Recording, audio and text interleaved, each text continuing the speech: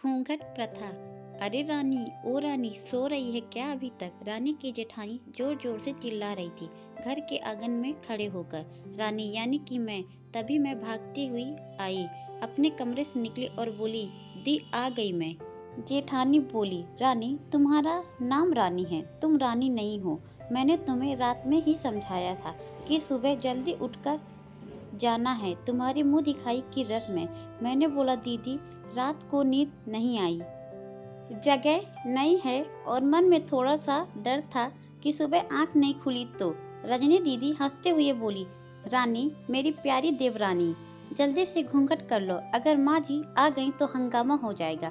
मैंने घूंघट किया ही था तभी माँ जी वहाँ आ गई और करकराटी आवाज में बोली, चलो अब क्या यहीं गपशप मारती रहोगी तुम दोनों? हमने चलना शुरू ही किया था तभी माँ जी ने रजनी दीदी के कंधे में हाथ रखा और बोली, पता है ना कहाँ से जाना है और कैसे जाना है?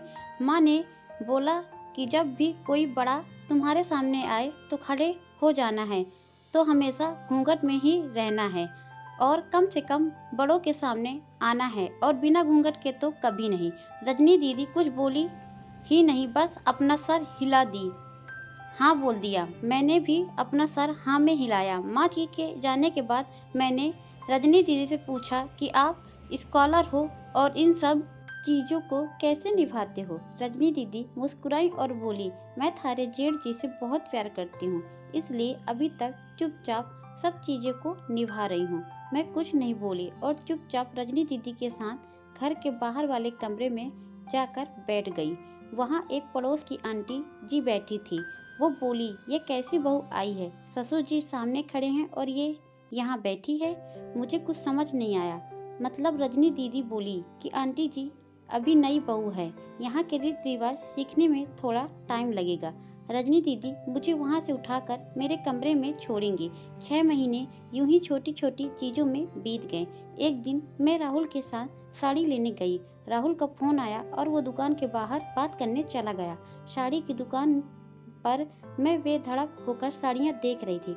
तभी साथ में बैठे हुए अंकल जी खांसे, एक बार, फिर 2 बार, फिर 3 बार। मैंने साड़ी वाले भैया से बोला कि भैया इन अंकल जी को पानी दे दो, बहुत खांसी हो रही है इन्हें। अंकल जी भड़क उठे और बोले, ये क्या बदतमीज लड़की है, कुछ शर्म हिलाज है या नहीं इसे? दुकान पर हंगामा देख राहुल बाहर से भागकर अंदर आया और अंदर आते ही अंकल जी के पैर छूकर बोले, मामा जी आप यहाँ? मैं घबरा के दुकान से बाहर आ गई, एक लंबा घूंघट करके गाड़ी में बैठ गई।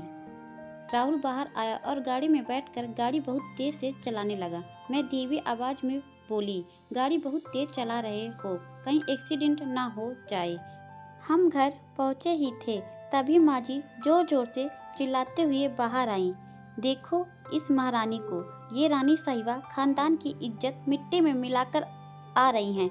तभी रजनी दीदी आई और बोली, माँ जी मेरी शादी को 6 साल हो गए, मैं अभी तक मामा जी को नहीं जानती, ये कैसे जानेगी?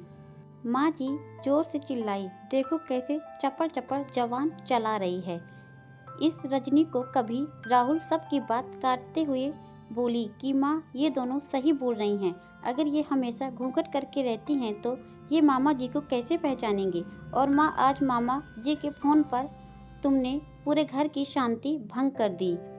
ये तो समाज है जिसने सीता मैया पर भी उंगली उठाई थी। पिताजी और जेठ जी ने अपना पक्ष राहुल के साथ ही रखा।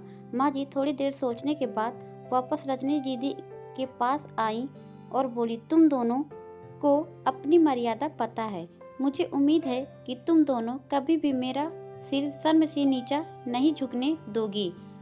हम एक ही परिवार के सदस्य हैं, हमें हमेशा साथ रहना है और अच्छा वक्त हो या बुरा वक्त, हर वक्त हर सदस्य को अपनी मर्यादा पता है। माँ जी ने मुझसे और रजनी दीदी को गले लगा लिया।